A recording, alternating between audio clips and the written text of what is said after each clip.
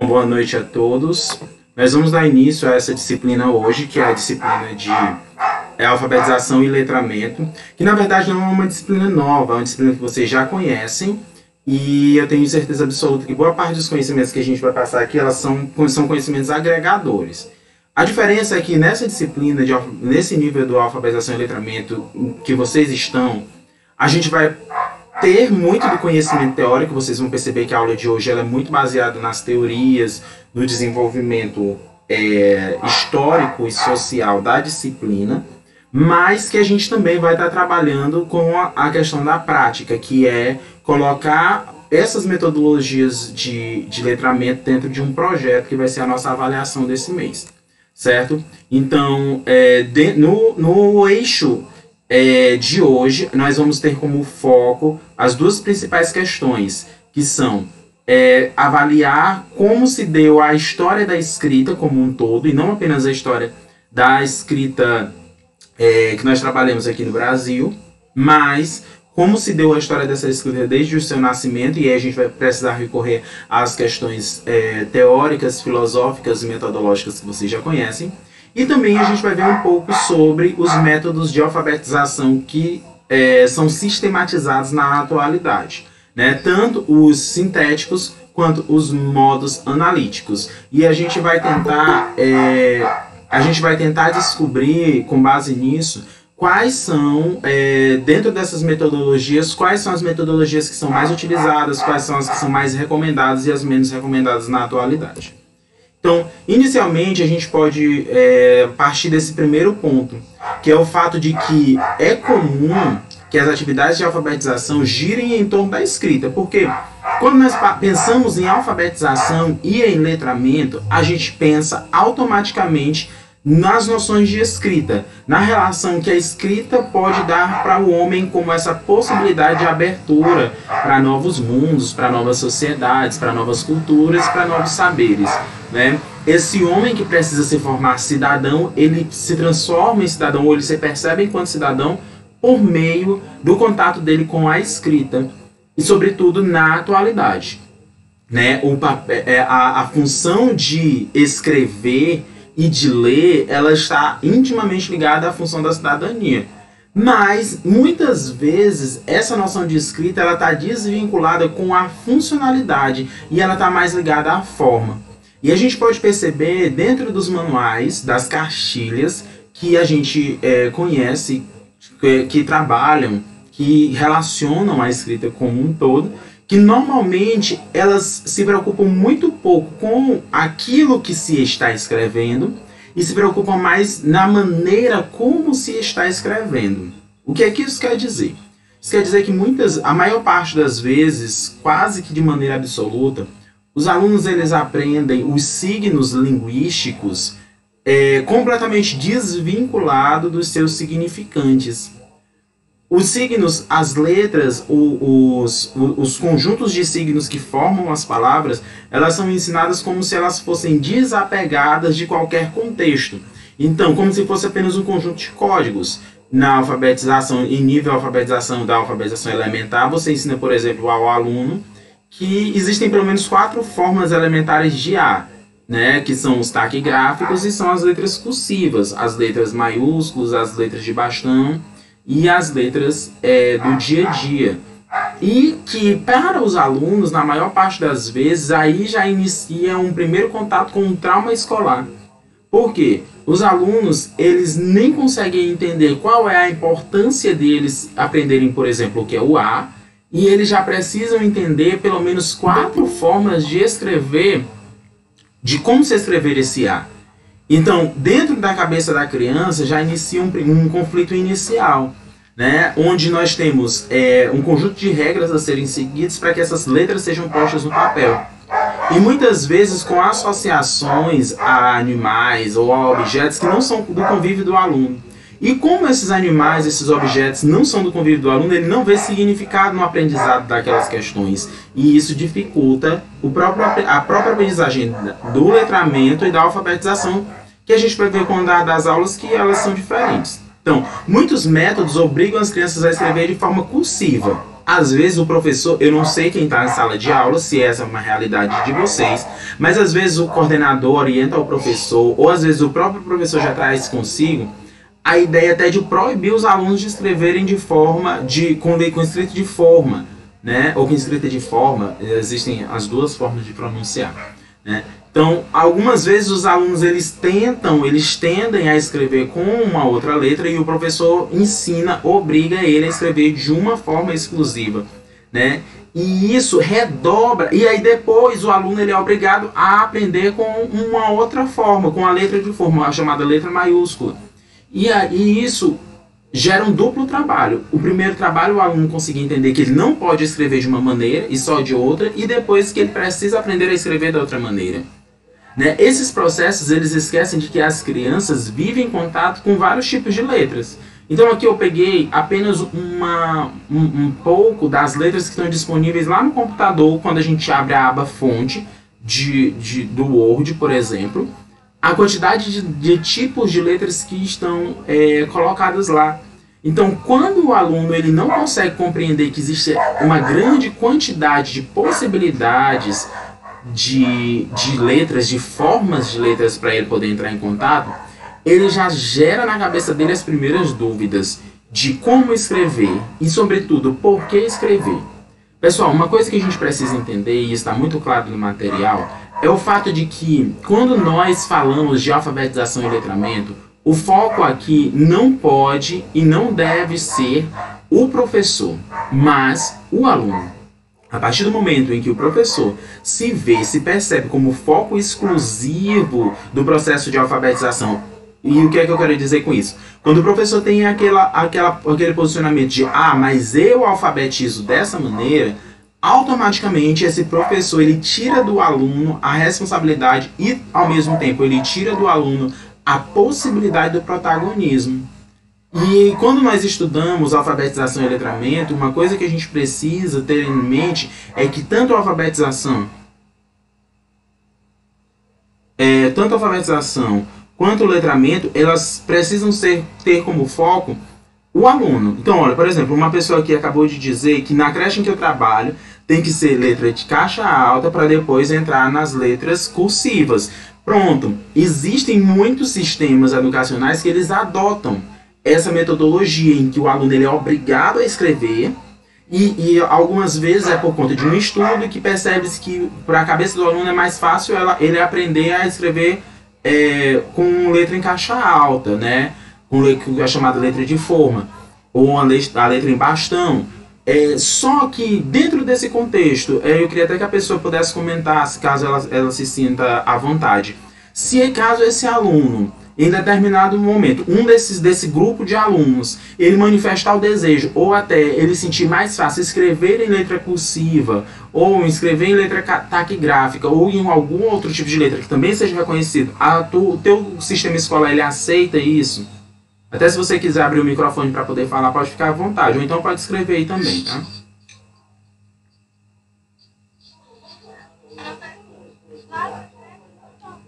Já começa a escrever com letra cursiva, se vier de já sabe que não foi o aluno. Sim. Mas se na creche eles fizerem isso, a gente parabeniza, né? Porque já é um passo à frente. Sim. Pronto. Então não é uma proibição, é mais uma orientação pedagógica, não é isso? Sim, porque fica mais fácil aprender as letras com letra caixa alta. Pronto, perfeito. Então eu compreendi a orientação pedagógica da sua instituição.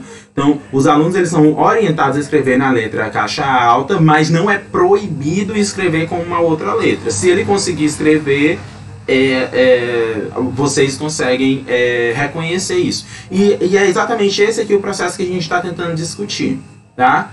É óbvio que não dá para o professor, e seria quase pedagogicamente impossível, pessoal, para o professor chegar em sala de aula e, por exemplo, explicar para um aluno lá de uma creche, por exemplo, do ensino infantil, dos primeiros anos, esse monte de tipo de letra. Não, eu não estou falando, a intenção não é essa.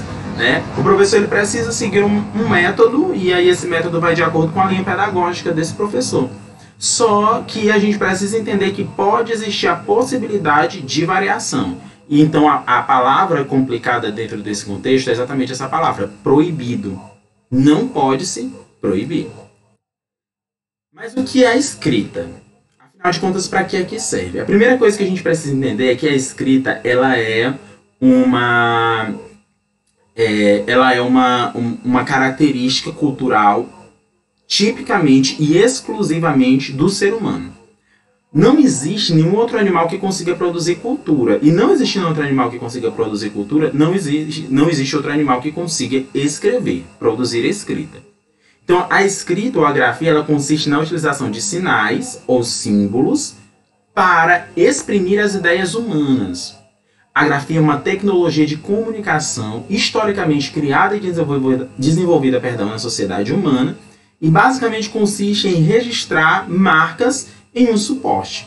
Então, quando nós falamos de escrita, a gente precisa levar em consideração dois dados importantes. O primeiro dado é a própria questão da escrita como uma tecnologia, porque às vezes a gente imagina a tecnologia apenas como algo relacionado às questões computacionais, às questões modernas. Por exemplo, quando eu falo a palavra tecnologia, eu tenho certeza que na cabeça da maior parte das pessoas vai vir a ideia de robôs, de máquinas, de computadores, de carros e alguma coisa assim do tipo. O metal, a presença do ferro, a presença, né, dessas inovações. Porém, quando nós falamos de tecnologia, nós estamos falando de todas as coisas que nos ajudam, que ajudam as sociedades humanas a conseguir vencer, ultrapassar as barreiras naturais. Então, suponhamos que o Rafael, por exemplo, ele tem um quintal para limpar, para poder plantar. E ele consegue, com um pedaço de lata que ele tinha lá no quintal dele, forjar ali uma enxadazinha improvisada. Então, isso é uma tecnologia. Então, nesse caso da grafia, ela é uma tecnologia de comunicação. Por quê? Porque a comunicação ela já existia com a humanidade, por meio da fala, basicamente, ou de sinais de fumaça, ou coisas do tipo. E a grafia, por meio da escrita, ela surgiu como uma grande revolução tecnológica, em que as informações historicamente criadas, socialmente criadas, elas podiam ser passadas de sociedade em sociedade, né? E aqui o outro ponto que a gente precisa levar em consideração é a relação entre marca e suporte. Para haver escrita, eu preciso ter uma marca, algo que está marcando e algo que está marcado. E essas marcas elas podem ser das mais variadas possíveis, que é o que a gente vai ver um pouco mais adiante, e elas podem ser nos mais variados suportes possíveis também. Então, a escrita, o aparecimento da escrita, desde sempre que a comunicação se traduziu num elemento central no âmbito das relações humanas. A comunicação é uma necessidade do homem social, que enfrenta desafios e, através de sua forma de comunicar, pode ultrapassá-los mais facilmente. Então, como eu falei a vocês, a tecnologia é tudo aquilo que ajuda o homem a ultrapassar uma barreira, a facilitar a ultrapassagem de uma determinada barreira. Então, por isso, a própria comunicação e a escrita elas já são tecnologias. E a outra questão interessante que a gente pode ver aqui é que, sendo a comunicação importante, a escrita como esse elemento comunicativo inovador, ele passa a ser mais importante ainda.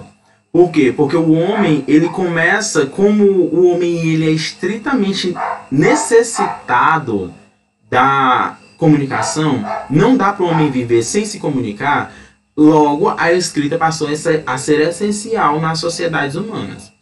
Pessoal, não dá para a gente imaginar em nenhuma sociedade do planeta, nenhum único indivíduo do planeta que consiga viver sem se comunicar. Aquela ideia de que o que eu levaria para uma ilha deserta e você iria passar o resto da sua vida naquela ilha deserta apenas com com um livro, exclusivamente um livro, essa ideia era uma ideia um tanto quanto frustrada, porque o homem ele necessita da comunicação e ele é um elemento central para que esse homem ele consiga frutificar, né? Pelo menos frutificar dentro da sociedade. Então, primeiro sistema completo de escrita surgiu na Mesopotâmia em meados de 3.500 a.C.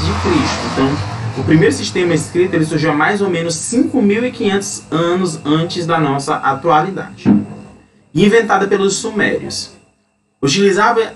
Que utilizavam a escrita cuneiforme, grifos cunhados numa placa de barro. Por que, pessoal, que ele era chamado de cuneiformes? Porque as letras elas eram em forma de cunha. O que é cunha? É como se fosse um pedaço de madeira, assim. Se vocês olharem, as letras, elas são cunhadas com uma cunha e todas elas também têm essa forma de como se fossem pedacinhos de madeira, assim. Então, as letras eram em forma de cunha. Por isso, o nome é escrita cuneiforme. Então, isso surgiu lá na Mesopotâmia, há 3.500 anos antes de Cristo. A própria criação da escrita, pessoal, ela gerou uma revolução tão grande na humanidade que, assim, nós dividimos o que é história pela própria escrita. Aquilo que vem antes da escrita é chamado de pré-histórico. Por quê? Porque antes da escrita não havia como ter registros do que acontecia com a humanidade.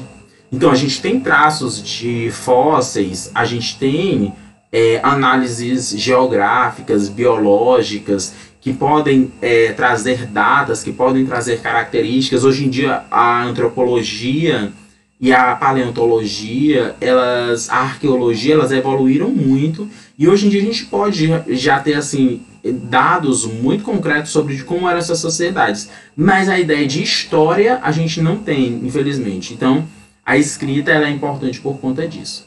Então, nesse mesmo período, os antigos egípcios também desenvolveram a sua própria técnica de escrita, os hieróglifos.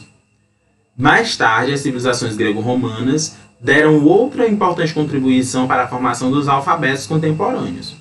Foi entre os povos gregos que se introduziu o uso das vogais, o A, E, I, O, U. Séculos depois, os romanos deram formas claras ao sistema alfabético, utilizado por diversas nações do mundo ocidental contemporâneo, graças à formação de um vasto império. As línguas latinas predominaram em diferentes culturas do mundo atual. Então a gente sabe que o Império Romano, ele durante a Idade Antiga, ele conseguiu se expandir e conseguiu dominar praticamente todo o mundo conhecido, que era a região entre a Ásia, a Europa e o Nordeste da África. Então, o Império Romano ele conseguiu expandir muito, pessoal. E uma coisa importante e muito interessante que os romanos souberam fazer muito bem era o seguinte: todas as vezes em que eles dominavam um novo território, eles colocavam a sua cultura, mas sem destruir a cultura natural. Então havia ali uma miscigenação de culturas. E eles conseguiam fazer releituras das culturas originais. E esse posicionamento dos povos romanos, que os bárbaros, por exemplo, não tinham, por isso que eles eram chamados de bárbaros, porque onde eles chegavam eles destruíam tudo, e os romanos não. Eles tentavam manter a cultura local e impor seu poderio sobre eles, né? Eles só construíam uma estrada de Roma até aquele lugar que era conquistado. Por isso é que existe aquela máxima que diz: todos os caminhos levam a Roma, porque onde eles conquistavam, eles construíam uma grande estrada até Roma, e eles colocavam seu poder sobre aquela região, porém sem destruir. E isso fez com que os conhecimentos de escrita eles se expandissem e também fossem sistematizados. Então, a colaboração dos povos gregos e latinos, que são os povos romanos, foi muito importante, inclusive para a formação da nossa língua. Porque todos vocês já sabem que a língua portuguesa ela nasceu da língua latina, da língua falada em Roma, que também era chamada de latim vulgar. Por quê? Porque a gente pode localizar dentro da língua latina vários tipos de latins. Havia o latim do clero, havia o latim do direito, havia o latim falado pela nobreza e havia o latim falado pelas pessoas da rua, pelos comerciantes, pelos ladrões, pelas prostitutas, pelos mendigos. E a língua portuguesa, a língua portuguesa, francesa, espanhola e italiana, essas línguas, elas derivaram exatamente desse latim que é chamado de latim vulgar. Alguns termos que estão relacionados à escrita, a gente vai ver agora aqui, de maneira muito rápida, alguns termos que se ligam à questão da escrita. Primeiro nós temos a pintura rupestre, que ela não é uma escrita. E por que a pintura rupestre não é uma escrita? Porque ela não é sistematizada. Mas ela é um antecedente da escrita. Por quê? Porque lá no período paleolítico houve as primeiras indicações, houveram as primeiras colocações em suporte, e aí eu repito, a gente tem aqui uma marca, que é o que está escrito, e um suporte que era a pedra. Os seres humanos eles começaram ali a representar. Então, por exemplo, aqui nós temos a representação, muito provavelmente, a representação de um ritual de caça, né? Dos homens caçando os animais e os tipos de animais que esses homens caçavam. Mas nós temos vários tipos de representação, como rituais de fertilidade, o próprio sexo é representado, brincadeiras cotidianas, danças, contatos com outros povos e assim sucessivamente. Dentro desses termos, nós também temos os escribas. Na antiguidade, os escribas eram profissionais que tinham a função de escrever textos, registrar dados numéricos, redigir leis, copiar e arquivar informações. Era uma espécie de, mais que profissão, era quase que uma espécie de sacerdócio dentro das nações antigas. Então, poucas pessoas dominavam a arte da escrita. E por isso, esses escribas eles tinham um grande destaque social. Os escribas eram geralmente funcionários do rei, funcionários reais, pois eram comandados pelo governante e deveriam registrar tudo que seu superior ordenasse. Então, a ideia, se vocês entrarem em contato, pessoal, com os textos que os escribas faziam de seus reis, de seus monarcas, que também ao mesmo tempo eram seus deuses, sempre são textos bajuladores. Por quê? Porque ele só ia escrever aquilo que o rei desejasse. Nós temos também o glifo, que é um elemento da escrita, um símbolo de escrita. Os glifos vêm da palavra grega que significa inscrição. Então aqui eu trouxe para vocês, nessa figura, alguns tipos de glifos que simbolizavam algumas coisas dentro da escrita grega. Então, por exemplo, como era que eles representavam o Sol, como eles representavam a Lua, os planetas, né? Mercúrio, que é o deus da guerra, Vênus, a deusa da beleza. Mercúrio é o mensageiro dos deuses, Vênus, a deusa da beleza, Marte, o deus da guerra. Por isso é que se a gente olhar os símbolos de homem, masculino e feminino na sociedade atual, vocês vão ver que o homem é marcado por esse símbolozinho aqui, o masculino é marcado por esse símbolo aqui, e o feminino é marcado por esse símbolo. Porque esse símbolo aqui é o símbolo de Marte, que significa o escudo de Marte. Um escudo com uma seta levando para a guerra. E esse símbolo aqui é o símbolo de Vênus, a deusa da beleza, que representa o espelho de Vênus. Ó. Aqui e aqui é o cabozinho do espelho. Então esses símbolos têm a ver com esses dois deuses. O símbolo de Júpiter, que é o pai de todos os deuses. O símbolo de Saturno, Urano, deus do mar, Urano, deus do vento, Netuno, deus do mar, e Plutão, deus da morte. E aí a gente tem, nós tínhamos os glifos inicialmente, e esses glifos eles evoluíram para os hieróglifos. Atenção, não é hieroglifo. Lembrem que tem um acento aí, então é hieróglifo. Pode ser definido como uma escrita sagrada. E era dominada apenas por pessoas que tinham poder sobre a população, como sacerdotes, membros da realeza e alguns escribas, nem todos. Somente esses tinham conhecimento de ler e escrever essa escrita sagrada. O hieróglifo é provavelmente a escrita organizada mais antiga do mundo e era basicamente usada para marcações em túmulos e em templos. Os hieróglifos são muito conhecidos, sobretudo no Egito, né? E eles contam uma história. Existem especialistas na atualidade que eles são formados na leitura de hieróglifos. E quando eles veem um texto como esse, eles conseguem decifrar exatamente o que é cada parte desse hieróglifo. Aqui eu trouxe uma sequência muito rápida dos tipos de escrita que existiram durante a história da humanidade, né? A escrita egípcia e hieroglífica, A escrita grega, que já usa um alfabeto, né, que em alguns momentos, inclusive, se assemelha ao nosso. A escrita fenícia, e aí nós temos lá a representação cuneiforme. A escrita árabe, que também até hoje existe, depois vocês podem dar até uma olhada na maneira como se fala cada letra, se alguém tiver interesse em estudar a escrita árabe, adiante.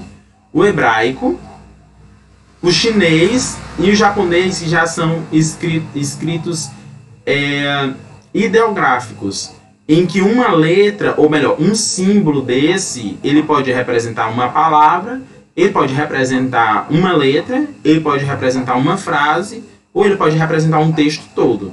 Então, assim, tanto é que as crianças no Japão, na China, só terminam de ser alfabetizadas na adolescência. Então, assim, aqui a gente tem a ideia de alfabetizar as crianças de no máximo até 8 anos, no máximo até 8 anos.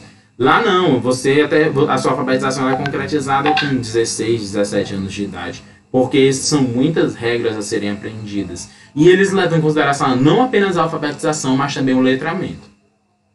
Então, vamos agora para o segundo momento da nossa aula, e aí a gente vai estar trabalhando nesse segundo momento a segunda apostila de vocês, tá? Aquele primeiro momento é a primeira apostila, agora a gente está passando mais para a segunda apostila, que são os métodos de alfabetização.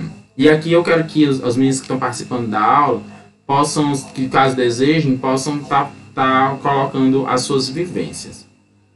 Então, os métodos de alfabetização, existem 2 marcos fundamentais no processo, na história dos métodos de alfabetização. Esses marcos fundamentais são a ideia de decifração, que é uma ideia mais tradicional, em que você parte da parte para o todo para ensinar o menino a ler. O que é que isso quer dizer? No método de decifração, você tem um conteúdo solto e você começa a ensinar a criança a ler primeiro pela letra, sem explicar nenhuma contextualização. E dessa parte é que você depois vai juntando novas e novas e novas letras, até que ele pode conseguir entender um todo. Existe um método pela compreensão, que é o inverso. Quando você parte do todo, do texto, do contexto, da realidade, para a parte, até chegar nas letras. E o conteúdo, ele é contextualizado, ele não é mais solto, ele existe dentro de, como o próprio nome já diz, contexto. Ele precisa estar inserido dentro de um contexto. Quando nós vimos essas duas questões, a gente percebe uma coisa interessante. A primeira coisa é que as realidades em que nós estamos inseridos, o método por decifração, ele é muito mais presente. Todo mundo, eu acho bom, vai concordar comigo que nós ainda partimos, porque é até relativamente mais fácil dentro das salas de aulas que nós temos, fazer uma sequência didática onde se inicie de um ponto específico, uma letra, por exemplo, e dessa letra você vai ensinar a sílaba, e da sílaba você vai ensinar a palavra a frase, e a da frase o texto.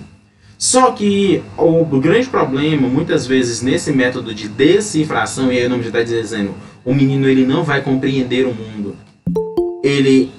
A função desse menino aí vai ser tão somente de decifrar aquilo que já está sendo colocado lá, pode gerar algumas problemáticas exatamente por essa falta de contexto.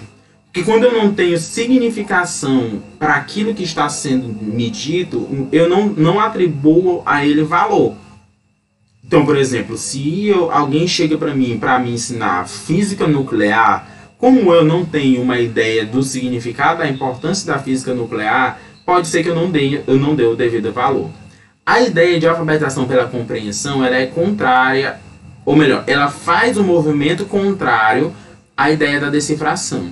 Você primeiro explica o contexto, o texto, e aí você vai partir para as frases, para as palavras, até chegar no menor ponto, que são as letras. Então, nós temos esses 2 movimentos contrários, e a gente vai ver quais os desdobramentos que esses 2 movimentos eles podem levar. Porque a gente também não pode dizer que dentro dos sistemas de ensino se utiliza apenas um ou se utiliza somente o outro, ou dizer que um é necessariamente melhor que o outro. A intenção não é essa. A intenção aqui é mostrar como se dá esses dois movimentos e quais são os desdobramentos que esses movimentos geram dentro do contexto da alfabetização. Então, nós vamos ver que existem dois tipos de métodos, ou melhor, dois grupos de métodos de alfabetização. Os métodos sintéticos e os métodos analíticos. E o que seriam esses métodos sintéticos e o que seriam esses métodos analíticos? Os métodos sintéticos, eles estabelecem uma correspondência entre o som e a grafia, entre o oral e o escrito. O aprendizado se dá letra por letra, sílaba por sílaba, palavra por palavra. Então aqui, pessoal, a gente tem um sistema de decifração. Por quê? Porque o aluno ele vai aprender a ler e a escrever como se fosse numa espécie de quebra-cabeça, em que o professor ele vai dando as peças para esse aluno e o aluno ele vai montando, ele vai recebendo as peças desse quebra-cabeça. E com as peças que ele recebe, ele vai montando sua própria paisagem, que a paisagem é exatamente o sistema de leitura. E provavelmente, quando ele terminar de montar essa paisagem, o aluno ele vai ter a capacidade de entender o porquê que ele aprendeu aquilo. Então, os autores eles identificam aí pelo menos 3 métodos sintéticos de alfabetização, que é o método alfabético, o método fônico e o método silábico. Como é que se dá cada um desses métodos? Pessoal, eu quero que vocês tenham bastante atenção nesse ponto, porque a nossa avaliação ela vai gerar exatamente em torno desses métodos, tá? Vocês vão precisar dominar esses conceitos aí de cada um dos métodos. Eu acho que na parte de alfabetização, porque a nossa disciplina é dividida em 2 eixos, alfabetização e letramento. O meu foco hoje mais vai ser na alfabetização. Na próxima aula vai ser o foco maior no letramento. Apesar de que hoje a gente entende que nas escolas elas precisam trabalhar com o letramento, não mais com a alfabetização, mas a gente precisa entender um para conseguir compreender o outro. Então prestem bastante atenção nos conceitos relacionados a cada um desses métodos. Primeiro, o método alfabético. O que é o método alfabético? O método é um dos mais antigos e também mais conhecido, que é mais conhecido como método de soletração. Tem como princípio de que a leitura parte da decoração oral das letras do alfabeto, depois todas as suas combinações silábicas e em seguida as palavras. A partir daí a criança começa a ler sentenças curtas e vai evoluindo até conhecer as histórias.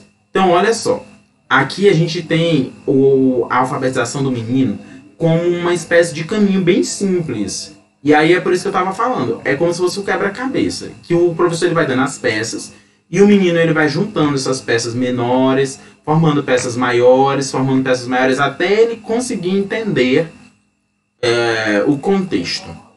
Então, primeiro ele vai entender qual é o som de cada uma das letras. A, E, I, O, B, C, D, F, G, H, J, K, L, M, N, P, Q, R, S, T, B, X, Z. Você separa, olha, essas são as vogais, essas são as consoantes. E aí ensina para o menino o som das letras. Depois você vai ensinar para ele, olha, se eu pegar uma vogal, uma consoante, juntar com uma vogal, eu formo uma sílaba. Aí vai para as famílias, ba, be, bi, bo, bo. Depois você vai dizer, se eu pegar as sílabas, juntar, eu vou formar palavras. Casa, boló. Depois você vai juntar as palavras e formar orações. E essas orações curtas vão aumentando até o menino aprender a ler um texto como um todo. Por esse processo, a criança vai soletrando as sílabas até decifrar as palavras. Por exemplo, a palavra casa soletra-se assim: C-A-K-K, S-A-S-A, zá, casa, B-O-B-O, bo, L-O-L-O, boló. Então, o método alfabético, inclusive, ele permite a utilização de cartilhas. Cartilha, pessoal, é como se fosse uma espécie de forma que enquadra todo menino. Leve em consideração que todo menino é igual. Então, se você tem uma cartilha, você segue a cartilha. Cartilha é como se fosse um manual de instruções. Então, a ideia seria de que todo menino que chega no final da cartilha aprendeu. E aí a gente tem as críticas. As principais críticas a esse método estão relacionadas à repetição dos exercícios, que o torna tedioso para as crianças, além de não respeitar os conhecimentos adquiridos pelos alunos antes de eles ingressarem na escola. Por quê? Principalmente quando a gente fala de cartilha. Nós, aqui no Nordeste, sofremos muito com a questão da acessibilidade ao material que esteja relacionado ao nosso cotidiano. Então, uma criança que mora aqui, por exemplo, ela vai ter acesso a uma cartilha que muito provavelmente foi produzido no Sudeste. Então, ele não vai levar em consideração a realidade da criança, aquilo que ele traz antes disso. E também a falta de dinâmica nas ações da aula. Eu fui alfabetizado dessa maneira, chegar, sentar na carteira, e aí a professora ia M-A-M-A, ma, C-A-K-K, C-O-C-O, macaco, pronto, aprendeu a palavra macaco e ia passando para outras palavras. Essa relação, para o contexto de uma criança, sobretudo hoje em dia, que é muito dinâmico, é algo que é muito trivial, repetitivo, não chama atenção. E se não chama atenção, a criança não acaba dando sentido para isso e muitas vezes a gente não tem eficácia. Professor, mas antigamente os meninos aprendiam mesmo, de verdade, era por isso bem daí. Será? Será se os alunos eles eram... E aí a gente vai lá para a discussão, talvez já avançando um pouquinho para a discussão da semana que vem. Esses alunos eles simplesmente decifravam códigos ou eles aprendiam a ler de verdade?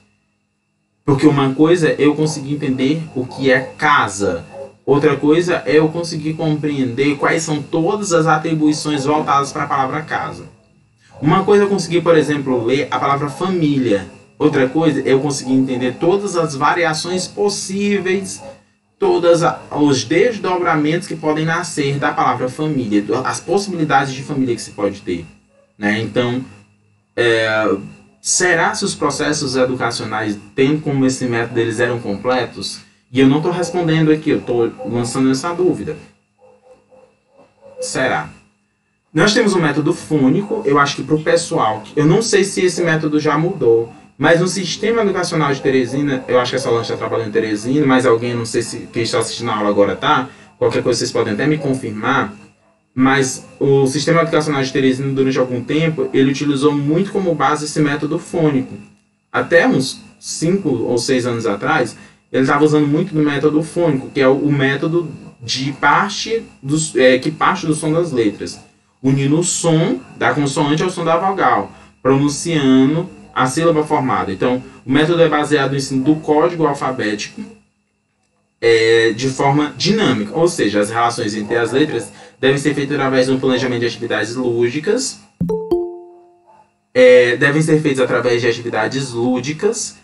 para levar a criança a aprender e a codificar a fala em escrita e a decodificar a escrita no fluxo da fala e do pensamento. Então, qual seria a diferença do método fônico para o método silábico tradicional que a gente acabou de ver? É que nesse método fônico aqui, pessoal, os alunos eles são mais impelidos, eles são mais convidados, e isso através de dinâmicas, a entender a relação do som de cada letra. Né? Então a criança ela vai além de conseguir entender como se escreve a letra, mas entender que cada uma daquelas letras elas tem um som. Por exemplo, se eu tenho essa letra aqui que eu estou segurando agora para vocês, o F, o aluno ele precisa entender que essa letra, o nome dele é F, mas que ele tem um som de F. F. F. Então, quando ele se juntar com as vogais, esse F com A fica Fá. F com E, Fé. F com I, Fi. F com O, Fó. F com U, Fu. Então, quando ele entende que isso aqui é F, então ele vai entender como é que se dá essa combinação com todas as vogais. Então, ao invés de ele aprender somente o nome da letra, ele vai entender o som que cada letra carrega, ou os sons, já que tem letras que tem mais de um som possível, né? E esse é o foco. Então, esse método ele nasceu como uma crítica ao método de soletração, ou alfabético. Primeiro são ensinadas as formas dos sons das vogais, depois são ensinadas as consoantes. Ainda se usa esse método, né? Olha, pronto. Então, esse método, inclusive, ele foi utilizado na rede municipal aqui de José de Freitas. Eu não sei se vocês participaram de um projeto chamado Alfabeto, que tinha um lápis, se eu não estiver enganado, o lápis era verde, que eu acho que o nome dele era Alfa, e tinha um livro, que eu acho que ele era laranja, pode ser que eu esteja confundindo aqui as cores, e que ele era o Beta. E eles ensinavam o alfabeto fônico para as crianças, né, com o som das vogais, A, E, I, O, U, B, e aí o B, o som do B, B, então B, B, B, Bo, Bu. E depois que cada letra é aprendida como um fonema, como um som, aí é que ele vai começar a juntar com outros sons, com outras palavras, e aí vai formando coisas mais complexas.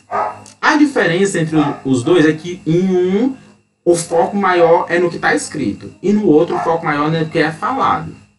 Mas se vocês repararem, os dois têm a mesma ideia, que é a ideia de começar pelo pequeno e ir ampliando para o grande. Começar pela letra ou o som e ir ampliando para o grande.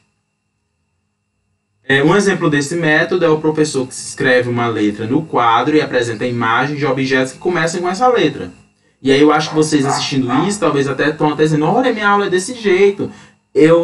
A semana passada eu estava apresentando a letra M, aí eu levei a foto da mãe, levei o mamão, levei o melão, e aí fui ensinando para os meninos que todos eles começavam com a letra M. Então, isso aí, pessoal, talvez, não sei se vocês sabiam, mas vocês estavam utilizando nesse momento o método fonético.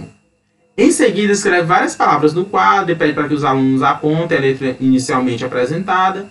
A partir do conhecimento já adquirido, o aluno pode apresentar outras palavras com essa mesma letra. Então, aqui é uma sequência didática do método fonético, né? Você primeiro apresenta palavras que iniciam com aquela letra, depois você escreve várias outras palavras no quadro e pede para ele identificar onde é que está a mesma letra. Não precisa ser na inicial, mas onde é que no meio daquelas palavras ali tem aquela letra. E depois você pode, por exemplo, pedir para que o aluno apresente outras palavras que ele conhece que também tem essa letra. Qual é a crítica que eu posso fazer a esse método? A maior crítica a esse método é de que não serve para trabalhar com muitas exceções na língua portuguesa. Por exemplo, como explicar caça com SS e caça com C cedilha, se os dois têm o mesmo som? Tem a mesma pronúncia, mas se escreve diferente. Né? Como é que eu vou explicar para esses alunos que o som S, que é esse som do SS e do C cedilha, eles têm o mesmo som, mas eles são escritos de maneira diferente. Então pode criar uma complicação aí no método fonético. O método silábico, que é o terceiro método desses métodos analíticos, é a silabação. O estudante aprende primeiro as sílabas, vindo posteriormente a sua leitura e compreensão. A utilização de cartilhas para orientar os alunos e professores no aprendizado, apresentando um fonema e um grafema por vez, evitando confusões auditivas e visuais. Como é que se dá o método silábico, pessoal? O método silábico, ele se dá por meio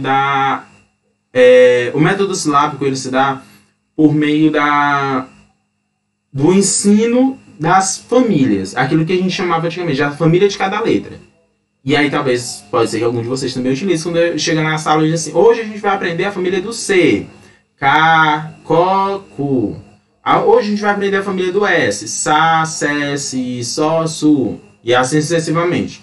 Então, você não explica, ou pelo menos você acredita que os alunos já saibam as letras. Normalmente o método silábico ele já é colocado para crianças que já saibam todas as letras. E aí você já vai ensinar para o aluno direto as sílabas, né? Como é a família de cada palavra. Ba, be, bi, bo, bu, bão, né? E aí a gente até utiliza esse termo, né? Que cada letrinha tem a sua família e que as vogais pertencem a todas as famílias das letrinhas.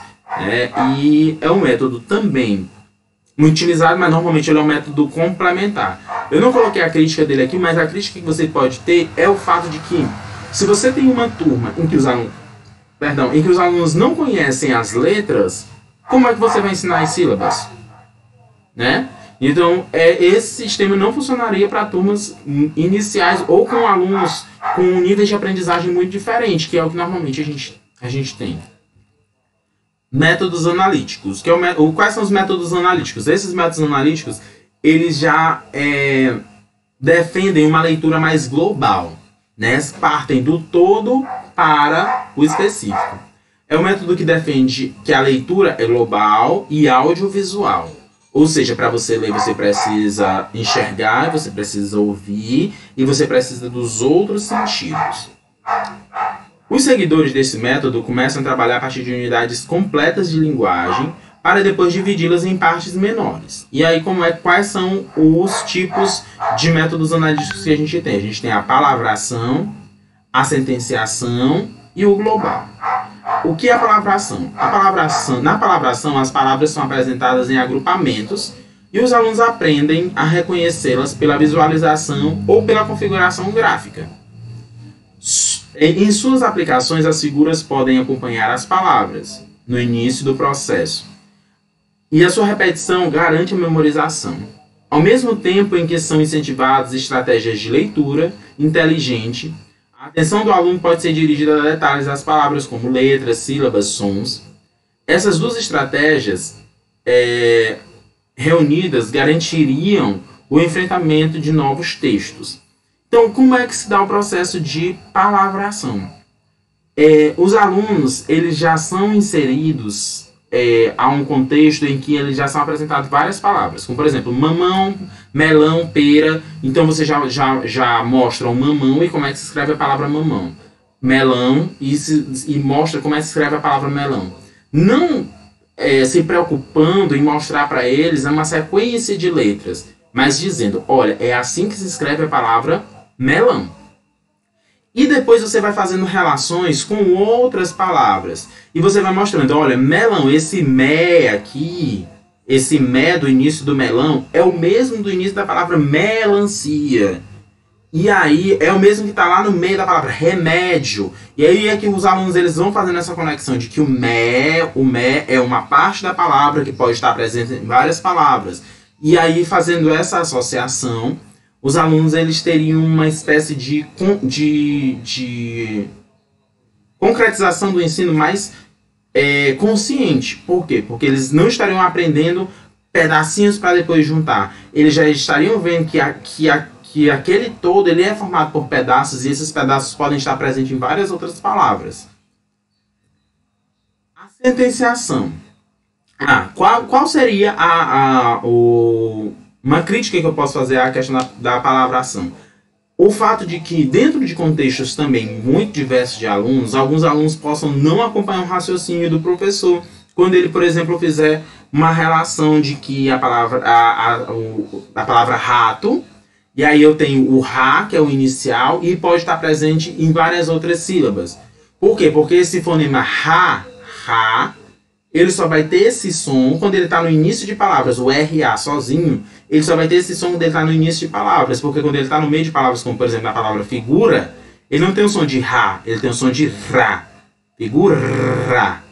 É um vibrado, então é um outro som. Então o aluno pode acabar confundindo isso. Na sentenciação, nesse método, a unidade inicial do aprendizado é a frase, que depois é dividida em palavras. O ponto de partida são atividades de expressão oral das crianças, cujos enunciados são simplificados em orações simples e escritos em faixas de distintos tamanhos, exibidas na sala de aula para que as crianças possam ilustrá-las, conservando-as numa certa ordem. Então eu vou explicando aqui mais ou menos passo a passo de como é que você pode aplicar uma aula de sentenciação. Você pede para que os alunos eles falem orações diversas. E você escreve essas orações em faixas. Pode ser em pedaços de cartolina ou até mesmo em folhas. E você divide, espalha essas orações pela sala de aula. As crianças, você pode pedir para que cada criança que falou cada frase desenhe naquela faixinha dele ali algo que tenha a ver com a frase que ele falou, né? Você pode aproveitar e já ir observando as frases que são mais simples, você coloca no início da sala, e as frases que são mais complexas você vai colocando depois. Essas frases elas podem ser consultadas para que as crianças descubram novas palavras e novas combinações. Como é que se dá esse processo de combinações de palavras? Os alunos eles vão identificar quais as palavras que ele tem no cartaz dele, que ele tem na frase dele, então ele vai aprender que, por exemplo, no cartaz dele tem a boneca é bonita. Então ele vai saber o que é um A, ele vai saber como é a palavra boneca, ele vai saber como é que se escreve o E e ele vai saber como é que se escreve bonita. Então ele pode sair procurando nos outros cartazes para ver se não tem a palavra boneca do mesmo jeito que ele botou na dele, se não tem em outro cartaz. E aí ele vai começando a fazer as associações de como é que se escreve boneca, como é que se escreve o A, como é que se escreve bonito e assim sucessivamente. Esse método ele pode ser um pouco complexo para crianças muito pequenas, já que elas não vão conseguir fazer essa associação ou compreender uma dinâmica como essa. Mas para crianças maiores, essa dinâmica de sentenciação pode ser uma dinâmica muito interessante, dos alunos procurarem na sala palavras que eles já conhecem ou que eles escreveram, que você escreveu na faixa da frase que eles conhecem. O global.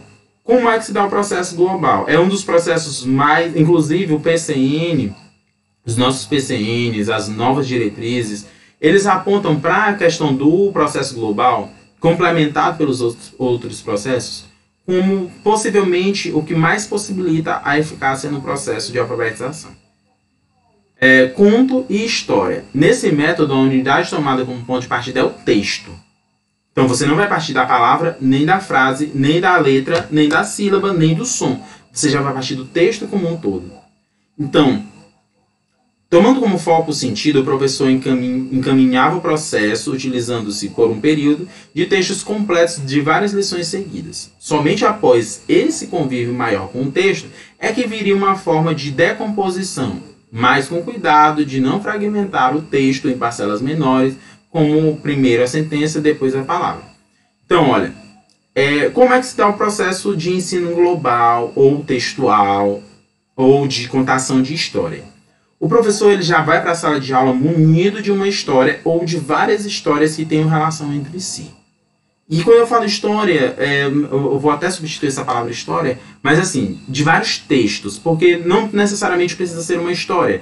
Podem ser vários gêneros textuais, como por exemplo uma receita de bolo, uma bula de remédios, uma novela, uma letra de música, um filme, um desenho animado, um texto. E aí uma pintura, e isso é muito importante, que às vezes a gente esquece que pinturas podem ser consideradas textos, uma gravura, um desenho e assim sucessivamente.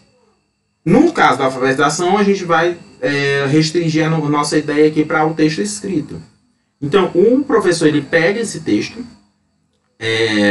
ele lê esse texto com os alunos, ele faz os alunos interpretarem esse texto, tanto em um nível mais simples e dependendo da série até no nível mais profundo, como por exemplo, Chapeuzinho Vermelho. Você pode fazer a decifração mais simples de qual era a cor do chapéu da menina, qual o animal que perseguiu ela na floresta, o que ela estava levando para a vovozinha dela e assim sucessivamente. E você pode chegar em sentidos mais profundos de o que é que essa história está ensinando para a gente. Será se eu posso ser desobediente com os mais velhos e assim sucessivamente.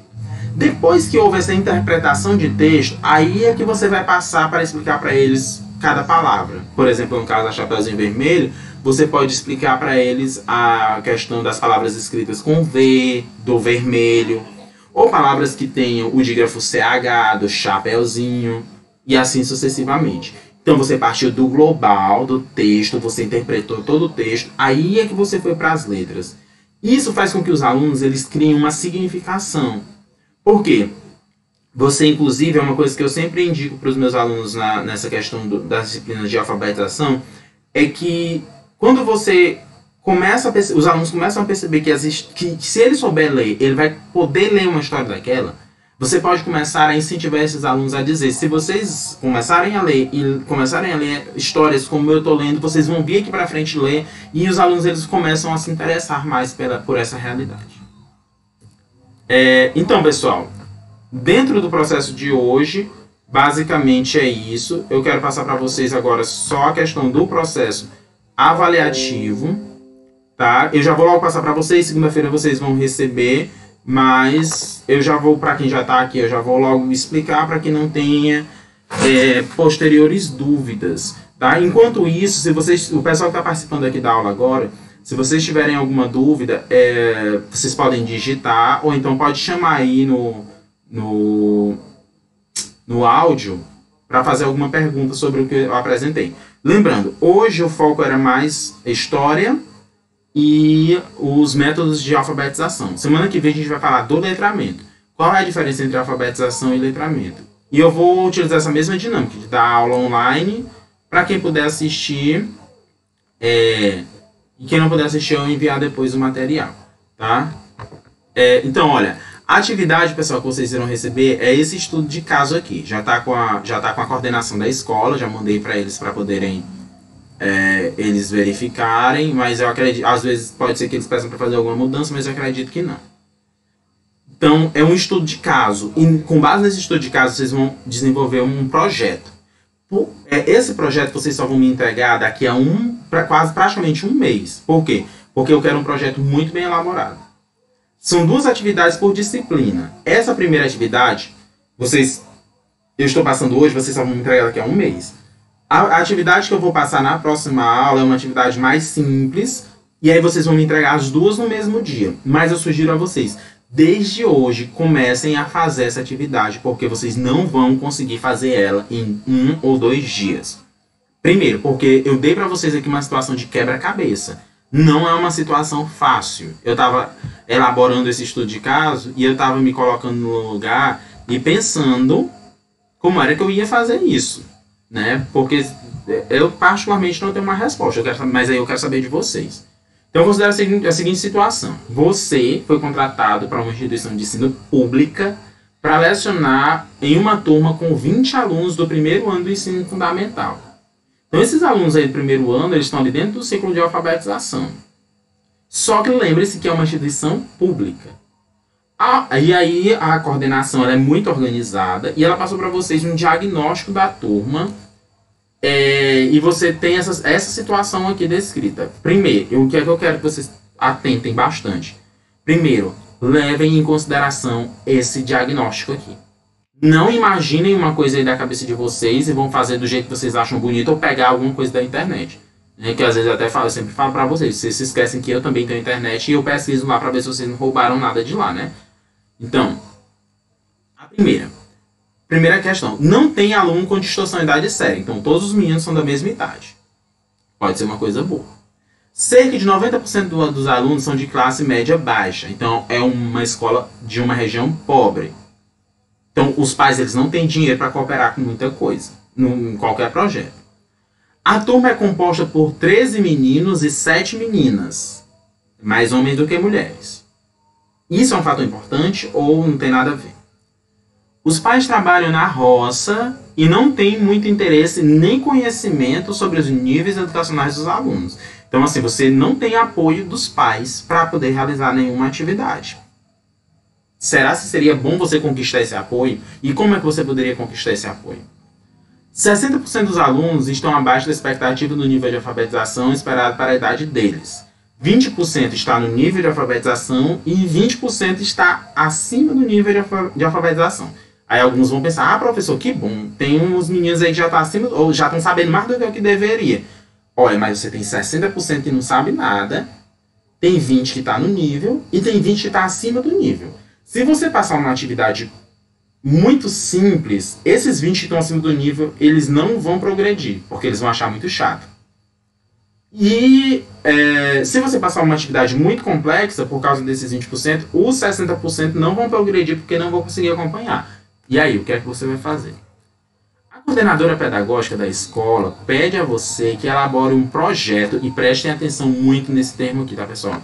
É um projeto de intervenção. No nível que vocês estão, vocês precisam saber o que é um projeto de intervenção. E vocês precisam saber como é que coloca, o que é que faz em cada parte desse projeto de intervenção. A sua parte da brincadeirinha de ser pedagogo. Vocês agora têm que colocar mesmo o negócio para funcionar. Vocês já estão se preparando já aí praticamente para formar. Então, eu preciso ter certeza que vocês sabem o que é um projeto de intervenção. Se não souber, é complicado, vá pesquisar, vai atrás. Então, um projeto de intervenção para a alfabetização desses alunos, focalizando o método de alfabetização que pretende desenvolver. Olha, botei até em caixa alta, por quê? Eu quero que vocês digam bem claramente no projeto qual é desses 6 métodos que vocês irão utilizar, ou quais são esses métodos. Porque pode ser que você utilize mais de um, e ninguém é obrigado a utilizar só um método, não. Você pode utilizar mais de um método, mas eu quero que o nome desses métodos esteja lá, e eu quero que você diga por que é que você utilizou esse método. E você vai elaborar esse projeto passo a passo. Então você vai dizer, ó, o primeiro passo eu vou apresentar para a coordenadora pedagógica o projeto. O segundo passo eu vou fazer aulas com os alunos com base no conto do filme A Fuga das Galinhas. Depois eu vou utilizar o método silábico e vou fazer isso. Então eu quero que você diga lá o método e eu quero que você diga por que é que você está utilizando aquele método. Ok? Então, nesse projeto eu quero capa. Ai meu Deus, essa longe. Capa, o objetivo geral, metodologia, e nessa metodologia vai entrar, obviamente, um cronograma, materiais, avaliação e bibliografia. Não se preocupem, porque eu estou mandando também. Eu sou ruim, eu sei, mas eu não sou tão ruim assim. Eu estou mandando um modelo de projeto para vocês, para que vocês possam se basear na sequência. Tá? Pessoal, outra coisa, não precisa inventar a roda. Projeto é uma coisa muito elementar. Projeto é uma coisa de você pegar o modelo, aplicar os teus conhecimentos no modelo. Não é ruim não. Vocês vão... E se tem uma coisa que consegue fazer você se diferenciar como profissional, pessoal, é você saber elaborar o projeto. A maior parte dos professores, hoje em dia, eles não conseguem progredir, muitas vezes nas escolas privadas, porque eles não sabem fazer projeto. Se você souber fazer um projeto bem feito, você é contratado em qualquer escola. E tem mais. Eu sei que alguns de vocês já estão estudando para mestrado. Para você entrar no mestrado, você precisa elaborar um projeto. Então, você precisa saber qual é a diferença do projeto, o que é que precisa ter em cada parte. Então, eu estou mandando esse modelo aqui que agora vocês estão visualizando. Né? Nesse modelo, eu coloco aqui como é que eu quero a capa. Pessoal, olha, e aí prestem atenção. Eu estou colocando o modelo da capa desse jeito. Eu não quero capa de qualquer outro jeito. Ah, professor, mas é porque eu aprendi não sei onde que o nome vem embaixo do título. Eu não quero saber de outro lugar da face da Terra. Eu quero a capa desse jeitinho que eu estou mandando para vocês. Por favor, desse jeito. O nome da escola não é para colocar o nome da faculdade, tá? Porque aqui é como se você estivesse apresentando para a coordenadora pedagógica lá. Então, é o nome da escola e você vai criar um nome fictício. Escolinha Arco-Íris, Escolinha da Mamãe, tá? É o seu nome. O nome do projeto, não coloquem aqui no meio, prestem atenção. Não coloquem aqui no meio projeto de alfabetização. Por favor. Procurem um nome criativo, que tenha a ver com um contexto. A minha sugestão, procurem uma obra para vocês trabalharem. Por exemplo, uma obra Menina Bonita do Laço de Fita, ou mesmo esses clássicos, Chapeuzinho Vermelho. É interessante até que vocês fujam dessas temáticas da Disney, porque não são muito interessantes. Mas procurem um nome de um projeto que tenha a ver com o que vocês vão escrever, tá? Que chame a atenção, que você olhe e diga, olha que projeto bonito. Lá embaixo a data e a cidade, né? A cidade e a data. E aí o que é que... Aí eu vou explicar aqui pra vocês, eu vou colocando... Não, você não vai coordenar a escola. Você, nesse projeto aqui, o estudo de caso que eu acabei de ler lá, Solange. É como você trabalha numa escola, a coordenadora dessa escola pediu um projeto. Aí você vai entregar esse projeto para a coordenadora, entendeu? Então você vai criar o nome da escola como se é a escola lá que você está trabalhando, um nome qualquer. Pode ser o nome até da escola que vocês estão estagiando. É só para criar um nome. E no meio do projeto, um nome pro projeto. Né? Por exemplo, no meu primeiro ano como professor, a diretora da escola, ela pediu a alfabetização. Eu acabei de explicar o projeto, o estudo de caso lá, Solange, anteriormente. E lá no estudo de caso não dizia, a coordenadora pediu um projeto para que alfabetizasse os meninos. Aí aqui eu estou só botando um modelo para vocês aplicarem lá. Então, assim, a diretora da escola onde eu trabalhava e a coordenadora me chamaram e disseram no meu primeiro ano como professor que queriam um projeto. E aí eu coloquei o nome do projeto o seguinte, era um projeto sobre recolhimento de óleo da comunidade para que esse óleo de cozinha não fosse jogado na natureza. Aí, mas depois você pode até dar uma revisão no vídeo novamente, que eu acho que você vai entender direitinho. E aí o título do meu projeto era Óleo no Esgoto Não. Né? Então, assim, você tem que criar um título interessante para que as pessoas chamem a atenção. A gente até ganhou com esse projeto como o melhor projeto para representar José de Freitas na Convenção Estadual de Meio Ambiente. Então, primeiro, no corpo do projeto, a primeira coisa que você precisa fazer é identificar a turma, colocar que ano são os alunos, a quantidade de alunos, mais ou menos a média de idade que esses alunos têm. Professor, mas lá no estudo de casa não está dizendo a média de idade dos alunos. Oxe, mas você é pedagogo e você lá no estudo de casa diz que os alunos estão todos na idade certa. Então, quem está no primeiro ano, que idade é que precisa ter? Preste atenção. O nome do professor, no caso, o seu nome, a disciplina no primeiro ano, qual é o nome dessa disciplina se você está trabalhando com letramento. E o tempo que vai durar o projeto. Vai ser 1 mês, vai ser 2 meses, vai ser 1 ano, vai ser 1 semana. Quanto tempo vai durar esse projeto? É você que vai identificar. O objetivo geral, qual é o objetivo do trabalho, do seu projeto. Não vão chegar com o objetivo geral da disciplina de alfabetização e letramento, não, pessoal. É o objetivo geral do projeto de vocês. O objetivo, por exemplo, desenvolver a alfabetização dos alunos do primeiro ano da escola. Um objetivo para os alunos lá, né? Para mim não, pelo amor de Deus.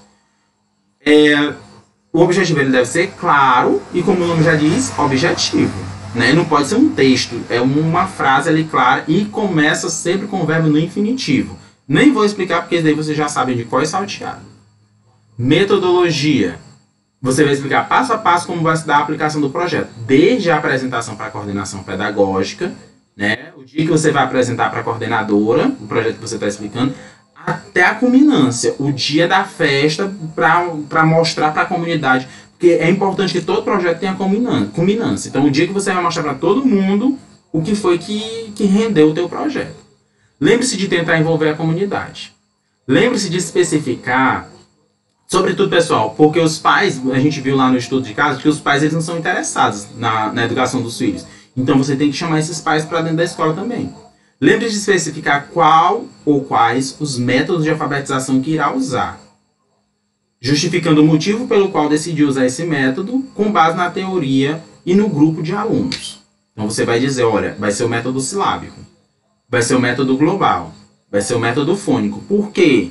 Aí você vai dizer, tá? E eu quero que vocês digam passo a passo. Primeiro vai ter reunião com os pais. Depois vai ser passada a atividade assim, assim, assada. Vai ter uma contação de história. Vai passar uma música. Eu quero que vocês digam passo a passo o que é que vai acontecer no projeto de vocês. Vocês vão fazer um cronograma, né, que é um formatozinho de tabela, dizendo as datas que você vai fazer cada coisa. Eu botei aqui mês, mas vocês podem substituir esse mês aqui por dia. Por exemplo, dia 3 de setembro, você vai fazer a atividade X, por exemplo, a reunião com os pais. Dia 14 de setembro, você vai fazer uma aula contando a história da Chapeuzinho Vermelho. Dia 15 de setembro, você vai fazer uma roda de dança com os meninos sobre o candomblé. Pode ser várias coisas, tá? Materiais que você vai utilizar. Lembre-se de especificar tudo que vocês vão utilizar. Assim, desde o prego até a cortina que vocês vão usar no dia da culminância. E a avaliação. Como é que você vai avaliar o progresso dos alunos? É pela quantidade de aluno que vai aprender a ler? É pelo envolvimento dos pais? Como é que você vai avaliar esses alunos? É pelas notas deles, se eles vão aumentar de nota? É a avaliação quantitativa ou qualitativa? Tá? Só isso. Fácil, fácil, fácil. Mais fácil que tirar bombom da boca de menino, como eu sempre digo para os meus alunos. E agora eu quero saber de vocês. Vocês têm alguma dúvida? Se não, coloquem aí no chat ok. Preciso de um feedback de vocês.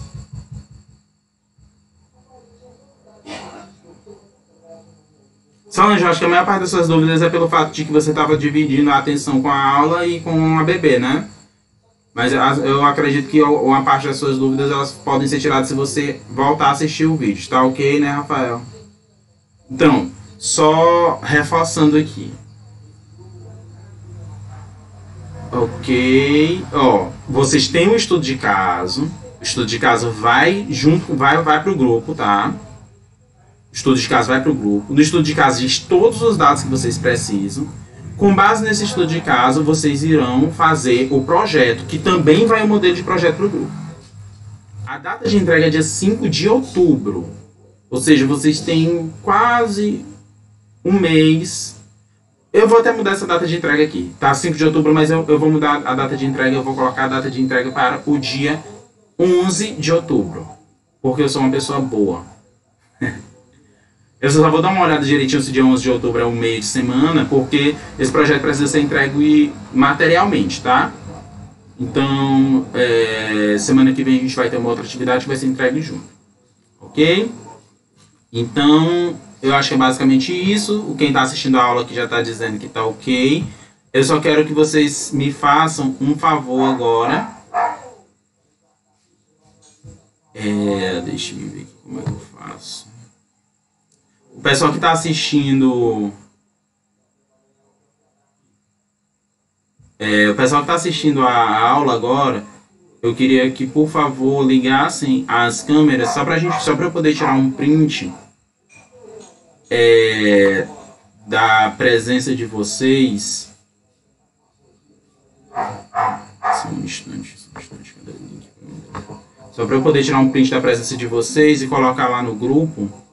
Até para que os outros... Pessoal, também, queria saber uma coisa, o feedback de vocês, assim, vocês gostaram dessa metodologia de ser online? Facilita para a compreensão de vocês ou não? Tá com o microfone desligado, Solange. Dá um cliquezinho aí na tela.